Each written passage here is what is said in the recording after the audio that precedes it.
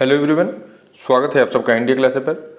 दोस्तों, आज है 5 अप्रैल 2023 और 5 अप्रैल 2023 का आपका एमपी पटवारी का फर्स्ट शिफ्ट का एग्जाम हो चुका है।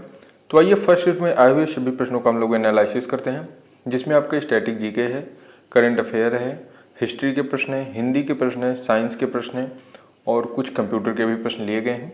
तो चलिए इन सभी प्रश्नों का हम लोग एनालिसिस करते हैं। देखिए, आपके एग्जाम में एक प्रश्न आया हुआ है हिस्ट्री से, हुमायूं का मकबरा कहाँ स्थित है।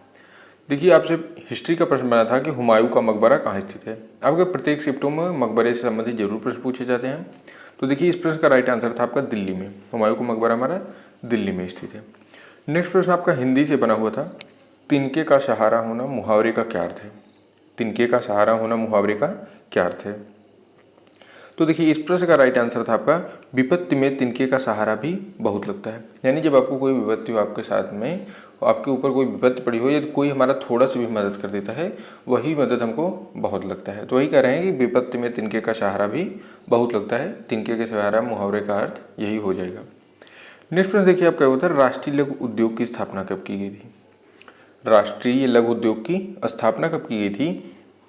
तो इस प्रश्न का राइट आंसर था आपका सन 1955 ईस्वी में। सन 1955 ईस्वी में। दोस्तों, हमने अभी थोड़ी देर पहले एक वीडियो डाला था, उसमें ज़्यादा प्रश्न नहीं हमको मिल पाए थे, इसलिए हमने फिर से एक बार दूसरी वीडियो बनाई है। इसमें आपके उससे अधिक प्रश्न लिए गए हैं और कुछ प्रश्नों को जो है कई तरीक़ों से बताया गया है। जैसे कुछ भैया बहन जो है एक प्रश्नों को दो तरीके से बताए हैं, तो हम उन दोनों प्रश्नों को समझकर आपको विस्तार पूर्वक बताए हैं। तो आप ज़रूर उन सभी प्रश्नों को देख कर जाएँ। देखिए, आपका अगला प्रश्न आया हुआ है, एमपी लघु उद्योग विकास निगम की स्थापना कब की गई थी। देखिए, इस प्रश्न को भी दो तरह से बताया गया है। तो यदि आपसे पूछा गया था कि मध्य प्रदेश लघु उद्योग विकास निगम की स्थापना कब की गई थी, तब इस प्रश्न का राइट आंसर होगा सन 1961 ईस्वी में। यही हमको भी लग रहा है जो आपके प्रश्न में आया हुआ था। तो यदि आपसे मध्य प्रदेश लघु उद्योग विकास निगम की स्थापना पूछी गई थी, तब आपका राइट आंसर होगा सन 1961 ईस्वी में। यही आपका राइट आंसर हो जाएगा। और नेक्स्ट प्रश्न देखिए, आपका आया हुआ था करंट अफेयर का है, गणतंत्र दिवस समारोह 2023 में किस देश के राष्ट्रपति को मुख्य अतिथि के लिए बुलाया गया था। यानी भारत में भी 26 जनवरी को जो है गणतंत्र दिवस के रूप में 2023 में किस देश के राष्ट्रपति जो है मुख्य अतिथि बनकर हमारे यहाँ आए थे। तो इस प्रश्न का राइट आंसर है मिस्र देश के। मिस्र देश के राष्ट्रपति हमारे यहाँ आए थे और उनका क्या नाम था, तो अब्देल फतह अल सीसी। मिस्र देश के राष्ट्रपति को बुलाया गया था, उनका नाम था अब्देल फतह अल सीसी। तो ये आपका राइट आंसर हो जाएगा। यानी जिस ऑप्शन में मिस्र देश दिया गया था वो आपका राइट आंसर होगा।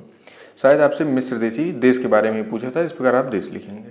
यदि आपसे नाम पूछा जाता है उस देश का, यानी उस देश के राष्ट्रपति का क्या नाम है, तब आप अब्देल फतह अल सीसी सही करते। अब देखिए, नेक्स्ट प्रश्न है आपका, राष्ट्रीय महिला आयोग का गठन कब किया गया। देखिए, इस प्रश्न को आपको समझना है। राष्ट्रीय महिला आयोग का गठन पूछा गया था शायद आपसे, ये प्रश्न हमको मिला है। तो इस प्रश्न का पहले राइट आंसर देखिए सन 1992 है। राष्ट्रीय महिला आयोग का गठन सन 1992 में हुआ है। अब इस प्रश्न को आप 2 मिनट जरूर डिस्कस करके जाइए। देखिए, पहले आयोग का गठन 31 जनवरी 1992 को हुआ था। सबसे पहले इस आयोग का गठन कब हुआ था, तो 31 जनवरी 1992 को, और जिसकी अध्यक्ष श्रीमती जानकी पटनायक थी। यदि आपसे पूछा जाता है कि राष्ट्रीय महिला आयोग का जब सबसे पहले गठन हुआ था 1992 में, तब उसकी अध्यक्ष कौन थी, तो उस प्रश्न का राइट आंसर होता है जानकी पटनायक थी। और देखिए, उसके बाद दूसरा आपका, वर्तमान में राष्ट्रीय महिला आयोग की अध्यक्ष रेखा शर्मा है। यदि आपसे पूछा जाए कि वर्तमान में राष्ट्रीय महिला आयोग का जो गठन है इसकी अध्यक्ष कौन है राष्ट्रीय महिला आयोग की, तो वर्तमान में रेखा शर्मा है। इनको जो है 3 साल के कार्यकाल के लिए नामांकित किया गया है। और कब किया गया, तो 7 अगस्त सन 2021 को, यानी 2021 लेकर 2024 तक ये रहेंगे। अब देखिए, को केंद्र सरकार ने रेखा शर्मा को 3 वर्ष के लिए कार्यालय के लिए पुनः स्थापित राष्ट्रीय महिला आयोग, यानी राष्ट्रीय महिला आयोग का शॉर्ट फॉर्म क्या है, NCW का अध्यक्ष नियुक्त किया। तो इसका देखिए, आपके अभी जो हाल में एग्जाम होंगे या फिर जितने भैया बहन अभी एग्जाम देंगे उनके लिए इम्पॉर्टेंट है। अब हम नेक्स्ट प्रश्न देखते हैं। अगला प्रश्न देखिए, आपका हुआ था, UPSC के अध्यक्ष के ना होने पर कौन अध्यक्ष बनाया जाएगा। यदि UPSC के अध्यक्ष नहीं है तो कौन अध्यक्ष बनाया जाए। तो देखिए, इसका एक आंसर है सदस्यों में से कोई एक व्यक्ति। ठीक है, सदस्यों में से कोई एक व्यक्ति बनाया जाएगा। और देखिए, इसी प्रश्न को दूसरी तरह से बताया गया है कि UPSC का अध्यक्ष कैसे चुना जाता है। देखिए, ये दोनों प्रश्न हमको मिले, इसलिए हमने दोनों प्रश्नों का एनालिसिस करा दिया है। तो देखिए, यदि ऐसा प्रश्न आया था तो इस प्रश्न का राइट आंसर है भारत के राष्ट्रपति संघ लोक आयोग की अध्यक्ष ही नियुक्त करते हैं। जो भारत के राष्ट्रपति हैं वही संघ लोक आयोग के अध्यक्ष की नियुक्ति करते हैं। यदि आपसे पूछा जाए कि UPSC का अध्यक्ष कैसे चुना जाता है, कि आपका राइट आंसर होगा। और इससे संबंधित पॉइंट देखिए, आपका पहला पॉइंट है यूपीएससी में 1 अध्यक्ष होते हैं और 10 सदस्य होते हैं। इसमें 1 अध्यक्ष और 10 सदस्य होते हैं। जो आपको यहाँ पर पहला प्रश्न बताया गया है, इनमें जो है इन्हीं 10 में से किसी एक सदस्य को चुना जाता है। और देखिए दूसरा पॉइंट था प्रत्येक सदस्य 6 वर्ष के लिए यानी 65 वर्ष तक की उम्र धारण पद को जो है धारण कर सकता है। प्रत्येक सदस्य जो है 6 वर्ष के लिए बनाया जाता है, जो 65 वर्ष की उम्र तक अपने पद को धारण किए रहता है। नेक्स्ट में देखिए, आपको पूछा गया था कि राष्ट्रीय महिला आयोग का वर्णन किस अधिनियम द्वारा किया गया। आपसे पूछा गया था राष्ट्रीय महिला आयोग का वर्णन किस अधिनियम द्वारा किया गया है। तो देखिए इस प्रश्न को समझिए।